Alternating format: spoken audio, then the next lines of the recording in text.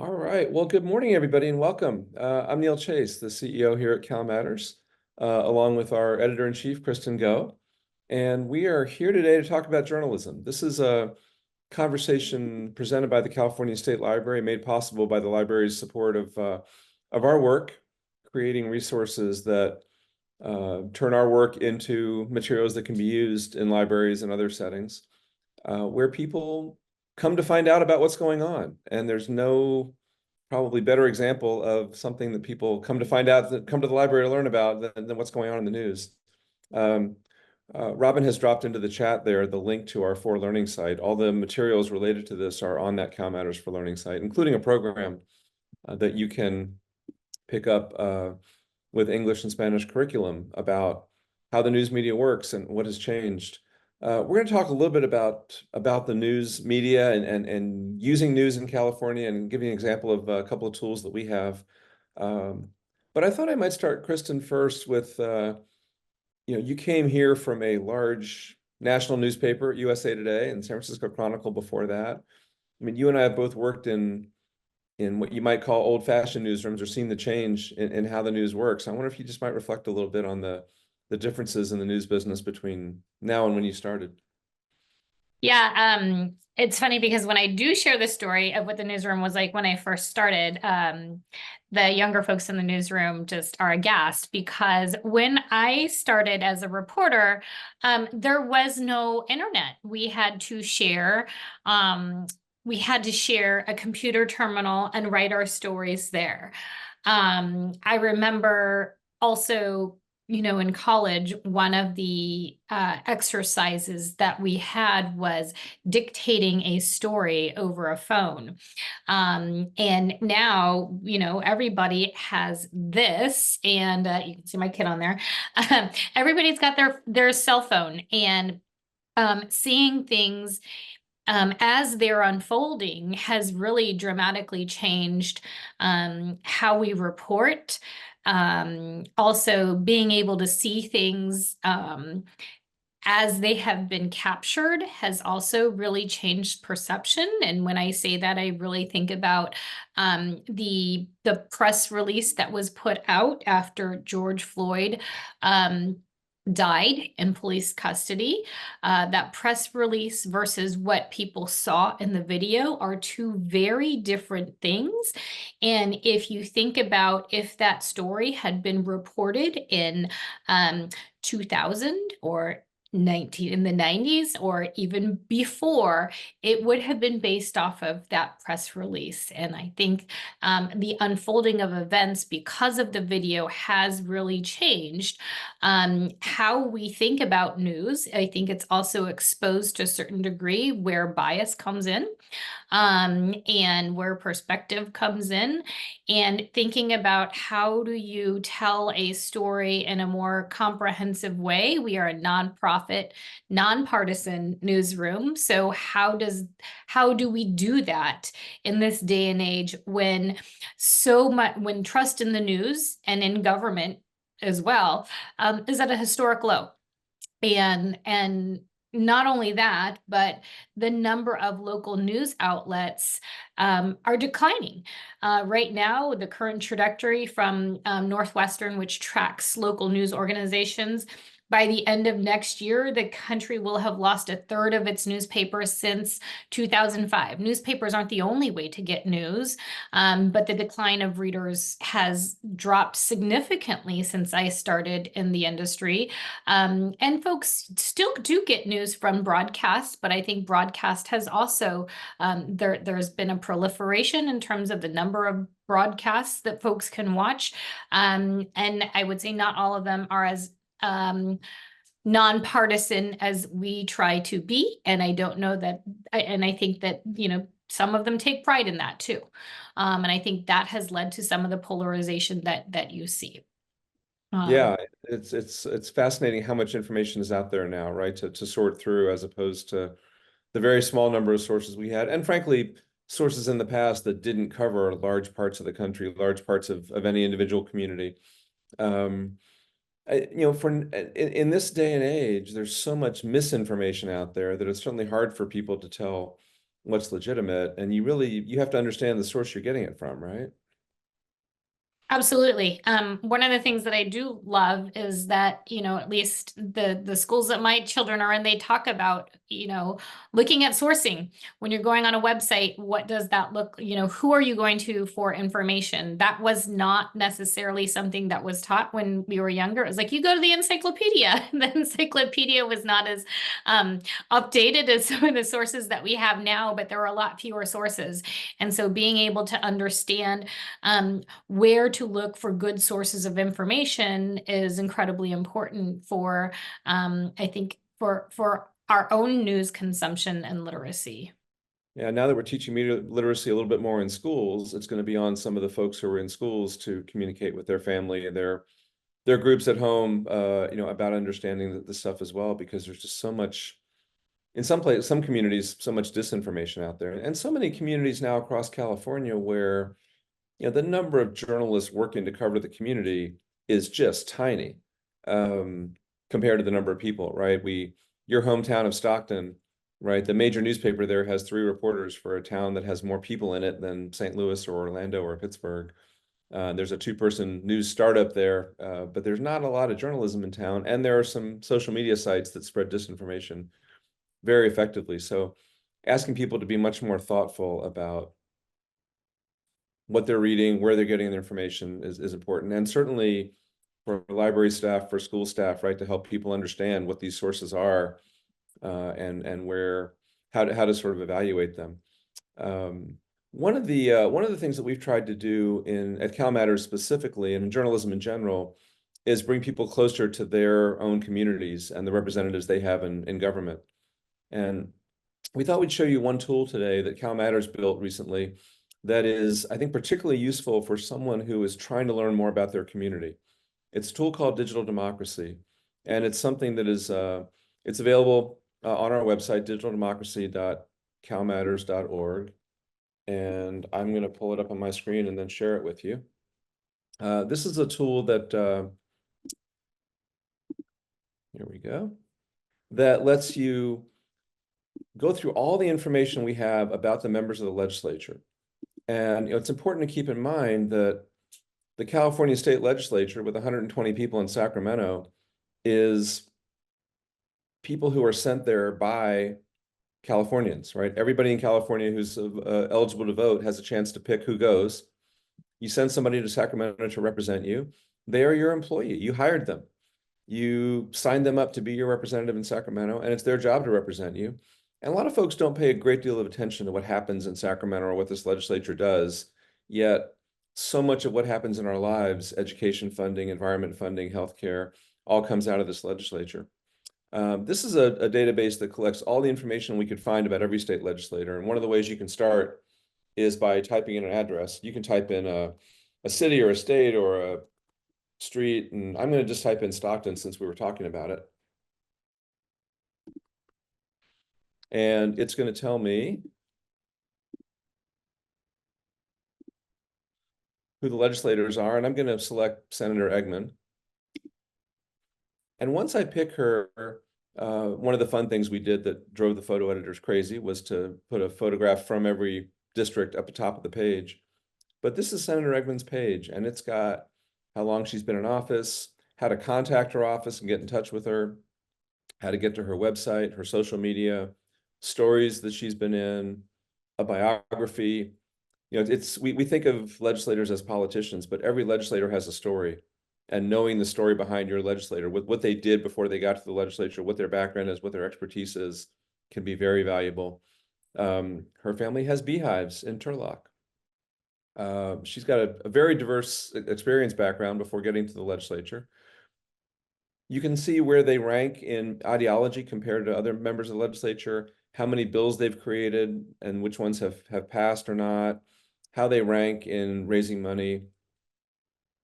And then you can find things like how much money they've gotten.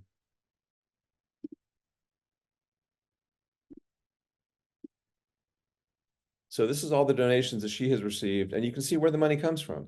She gets money from labor unions, from political parties, smaller amounts from financial companies, healthcare companies. You can start to understand the influences, right? In the agriculture sector, how much of her money comes from livestock farmers?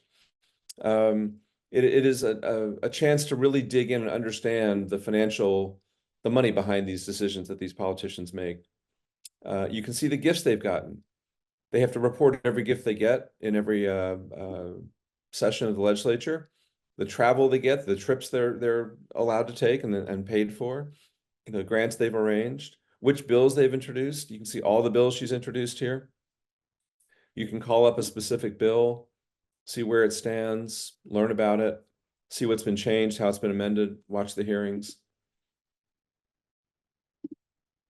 And you can watch your senator in action. As we get there, here's the committee she's on, how other groups rank her, interest groups in California. And then you can call up at one of the hearings, jump right to the place where she's speaking, in this case on the floor. Thank you very much, Mr. President. This bill is simply... And hear her speak, watch what she said, hear how people relate to her. We have some fun stuff in here where you can track all the members of the legislature and you can sort them, try to find people who are similar to or different from you. You can see who's oldest and who's youngest, the ones who come from the richest and least rich districts, how many votes they've missed, how often does your legislator show up for work, how much money they've raised, who's gotten money from different sectors, which ones talk the most in the legislature. That's a fun one. They've been competing with each other to try to win most talkative. Which ones get the most gifts? Which ones get the most sponsored travel? And so all these things that help people understand what's going on in the state legislature. And it's a way to personalize what's in the legislature for anybody who's curious about the government, help them understand this government that we all elect and send to Sacramento. Kristen, as you think about the team we have covering the legislature, right? There used to be 150 journalists covering the state legislature. We're now down to a much smaller number. Many of them who are on in your newsroom. Talk a little bit, if you would, about sort of the coverage we try to provide and the things that we focus on covering to keep people in California informed. Yeah, when we think about our coverage, we're really looking at the intersection of policy and people and how that's impacting, what I think people think about when it comes to politics is, oh, that doesn't affect my life. But it really does. And especially when you think about what's happening in the legislature right now, as we're trying to come up with a budget that is going to close a deficit of about $30 billion, that's a lot at stake. Yes, we are one of the biggest economies in the world, but what does that mean? What will that mean for schools and especially higher education? It looks like K through 12 may be spared, but if you have a student in college, what will that mean for their class sizes? What will that mean for tuition? What will that mean for some of the programs that may have, a smaller number of people who are in the program? Will it survive? Will it be cut? These are real life decisions, and especially when it comes to tuition that are impacting people. I think there's probably not a single person on this call who has had to deal with some kind of insurance issue, whether it be home insurance or car insurance, and thinking about how much more expensive that is. So, we're trying to make sure that we are covering those issues at a policy level, but in a way that relates to everyday people. And certainly if you haven't had to deal with home insurance or car insurance issues, you've probably had to deal with PG&E. That's also something that's dealt with at the state level. And, they just did a big change in terms of what rates look like, and that could help some people and it could also hurt some folks. And so the idea that we have is the more educated people are about what's happening in the legislature, though they can make better decisions about who they should vote for, what kind of propositions they support, rather than going into things blindly, or worse, not even engaging at all with the voting process.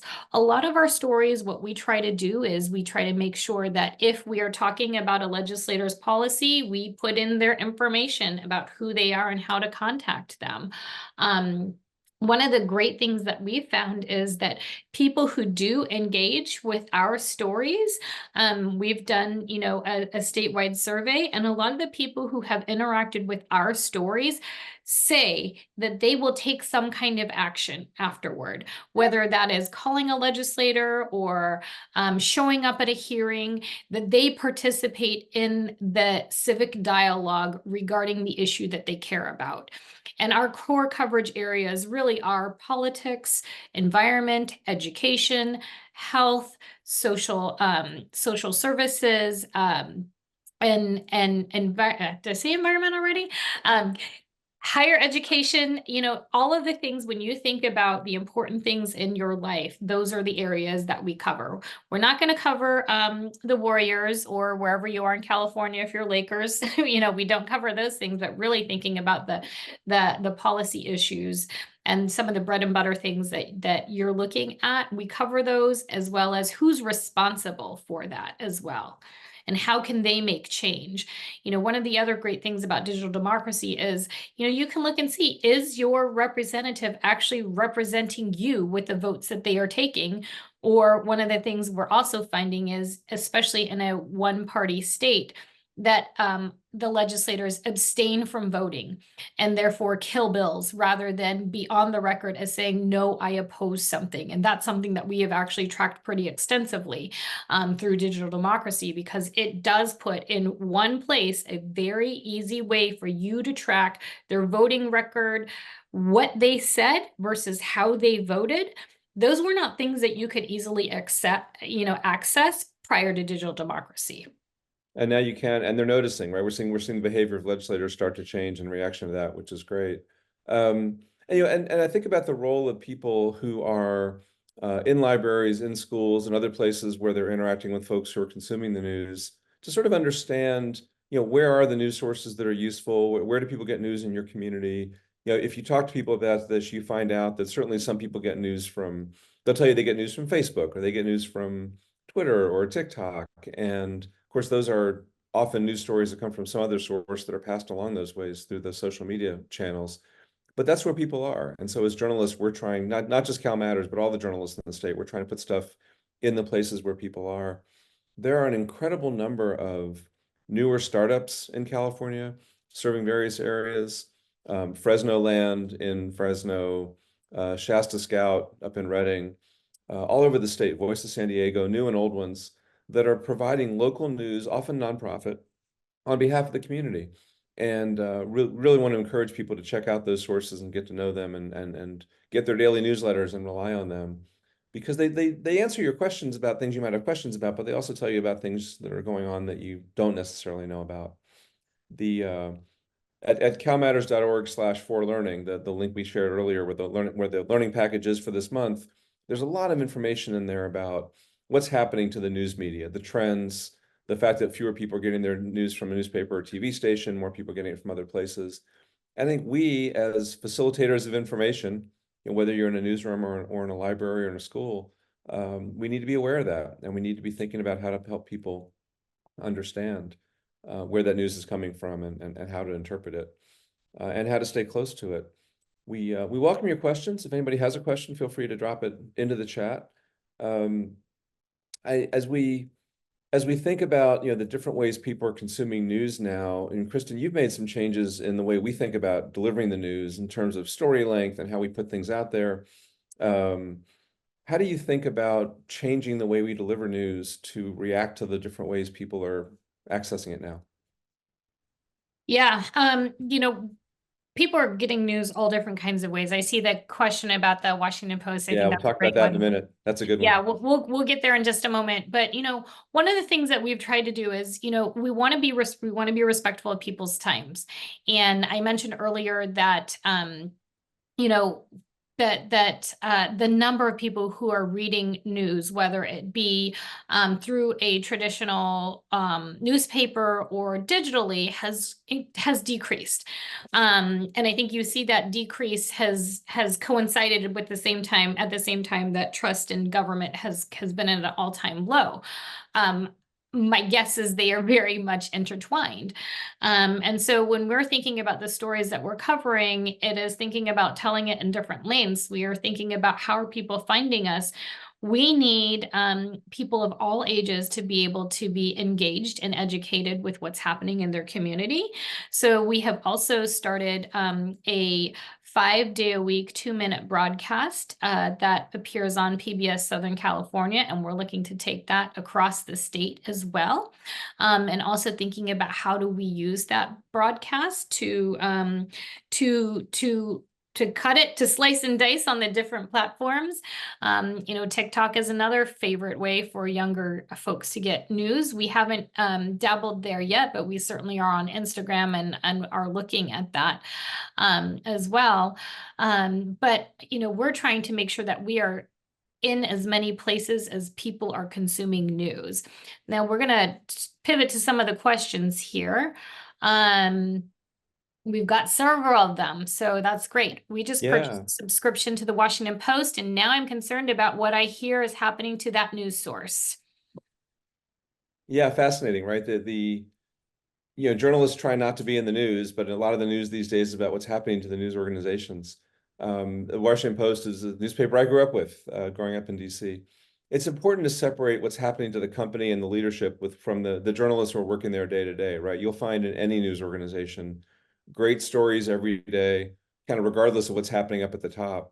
And I think you're going to see a lot of changes. The Washington Post is probably not done with its executive changes and sort of sorting out what the leadership's going to look like.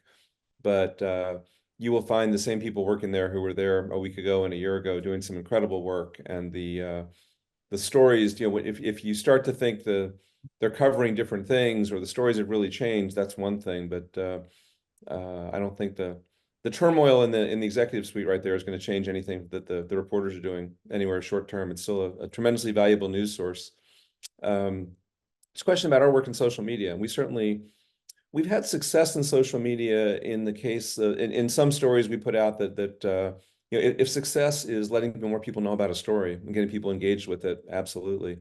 But we also know that there's no magic solution in social media. Putting stuff out there on our social channels, we do it all different ways. We try different ways to engage people. It certainly increases the number of people who have access to our news.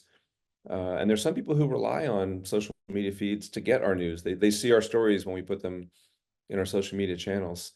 But I think we're very clear-eyed about the fact that social media is a very busy place with lots of inputs, and people see what they want to see or what they've told the systems they want to see, or what the algorithms have decided they want to see. And so they don't all see it, but it's definitely a way for us to increase the reach.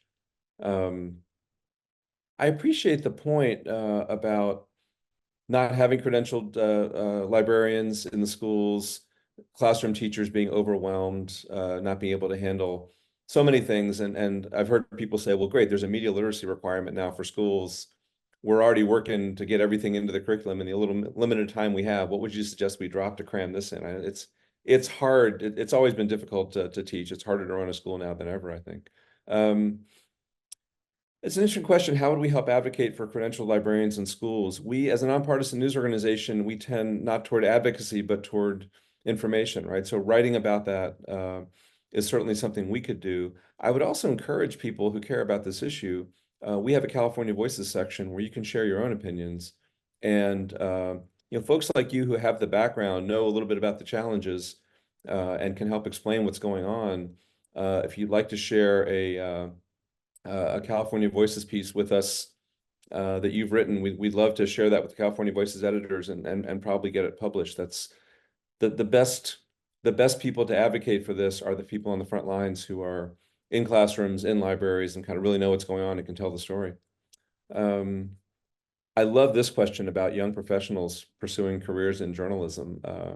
We have in our newsroom this week 25 young journalists, high schoolers, a couple middle schoolers, mostly high school, who are interested in journalism. Some of them are the editor of the high school paper. Some of them are just getting started in journalism, but they have signed up for a week-long summer program in our newsroom in Sacramento, and they are covering stories from their communities about programs in high schools and in community colleges to help students into careers, workplace pathways.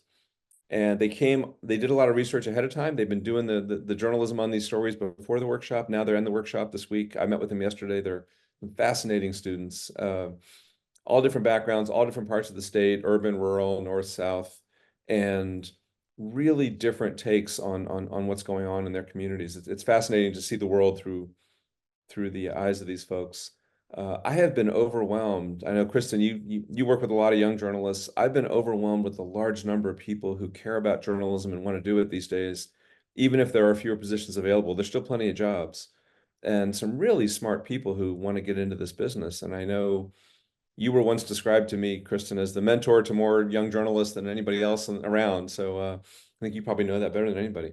Yeah, I would say that I think that this also what I love about this generation of journalists who are coming up into the profession is they're digital natives. So when they're thinking about how they tell stories, they push conventional thinking, as they should, because we need to make sure that people of all ages are engaged with news or understanding what's happening in their community and know where to go for some sources for news that are valid and can tell it in a way that's compelling and interesting.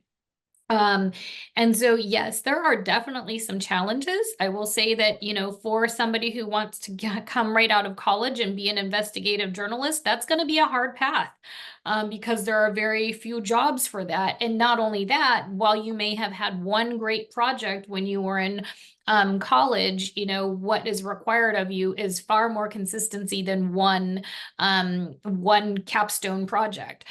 So I think, we've got to set some realistic expectations about the kinds of jobs that are out there. And what I think is great is that journalism jobs have evolved so much over time. Jobs that I couldn't have thought of 5 years ago have been created. Even in my last role at a national publication, we created new jobs that I hadn't even envisioned when I first started there. And so the ability for journalists to pivot and think creatively about the kinds of roles that are needed to keep us interested and viable, there's a lot out there if you're looking for creativity and ways to push the envelope.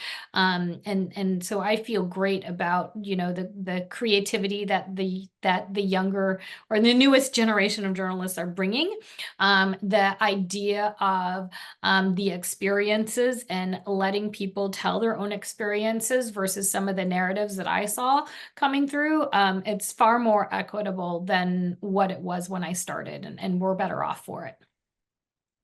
Yeah, somebody just asked about our media partners, and I dropped a link here to the list of all the media partners we have at CalMatters. But if you're interested in a particular community, I'm going to put my email address here in the chat too. Feel free to check in. Happy to introduce you to the nonprofit newsrooms that are doing work in your community. There's a bunch of them all over the state, some large, some small. One of the people in our high school workshop this week is a rising high school senior who is in a school where they don't have a journalism program, but she has started one and is going to be running it this year as a senior at her high school in Victorville. And that was kind of fun to see. And we're gonna do what we can to support her in that effort. There's a lot of folks who are very excited about journalism and the role it can play. And I think a lot of the younger folks today, like we said, seen what has happened in the past decade and the division in our country, the disinformation, and they're acting on it.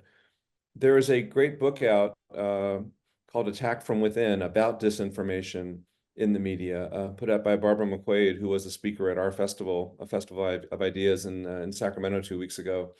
She's an MSNBC analyst and a law professor, a former U.S. attorney. But her disinformation book, Attack from Within, really explains how some of this disinformation is happening. And we've all seen somebody get up and lie on TV or send a rumor around on the internet that's false.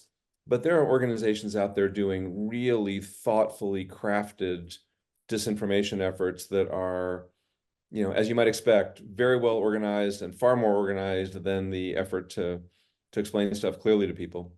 And so learning more about that disinformation, I think, is really useful to those of us who live in the information world and want to be able to help people find the right sources. We are about out of time. I want to respect everybody's time that we had scheduled for today. This is obviously a topic that we love talking about, a topic that we can share a lot more information on. Kristen just dropped into the chat here the sessions from our festival, including that one on disinformation. They're all there for folks to watch. You can check us out. My email's in there, neil@calmatters.org. Love to hear from anybody who wants to continue this conversation with us. And we really appreciate your passion for this topic and your sharing some of the information that we and other news organizations create with people across California. Special thanks again to the California State Library for making all this possible. And we will see you at next month's webinar. Thanks so much. Thank you.